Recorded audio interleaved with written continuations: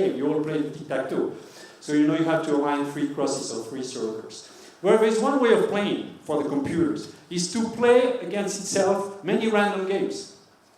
And by a statistical compilation of the winning games, you would realize that it's, you know, it's better to place, if the computer has to learn to play, it's better to place the cross in the middle. Just statistically, you know, you just go and do random games. And this is exactly how AlphaGo is playing. It's playing against itself random games, okay? And statistically, it just learns what are the best moves. This is unconscious AI, because this game has not the least clue of what is the rules of the game.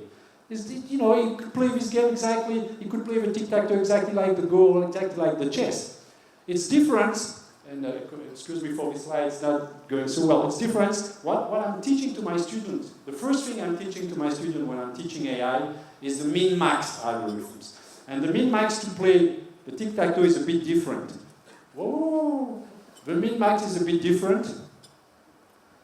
You play somewhere the cross, and then you see what your opponent is doing, and when you see what you're doing, you see what your opponent is doing, and then you have the different configurations of the game you achieve at the end.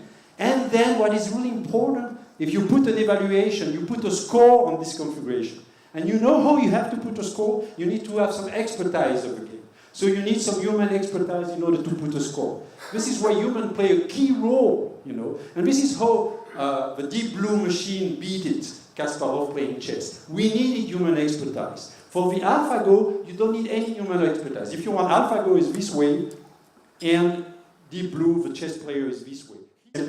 But look at that, conscious, unconscious. You know, instead of calling my 2 AI System 1 AI or System 2 AI, I could have called them, you know, instead of calling them conscious and unconscious, I could have called it System 1 and System 2, but it's exactly the same idea. But there is a key paradoxical difference.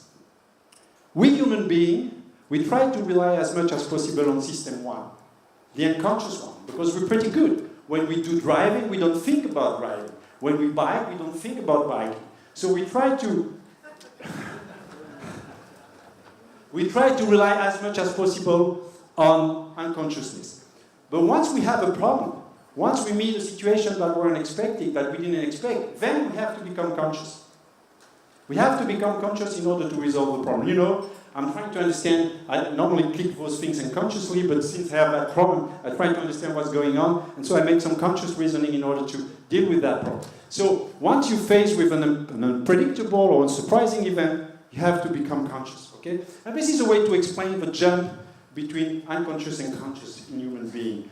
Well, in the machine is the other way around, you know.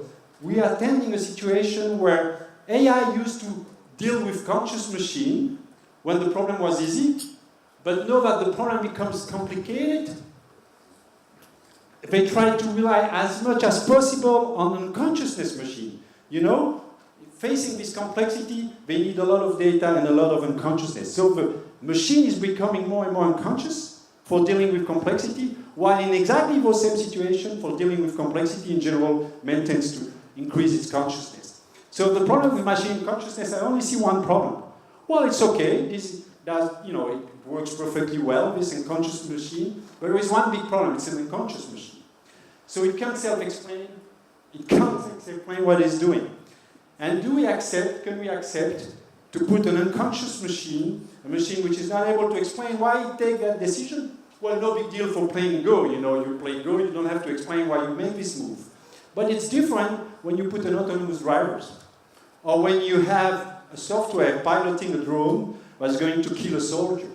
Then it would be better to understand, because I believe that responsibility has something to do with accountability. Our machine needs to be able to explain what we're doing.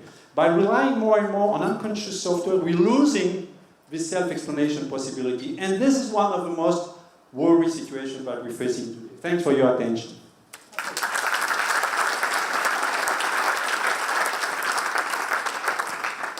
Thank you very much, Hugues. I think it's the first presentation of artificial intelligence started with tic-tac-toe.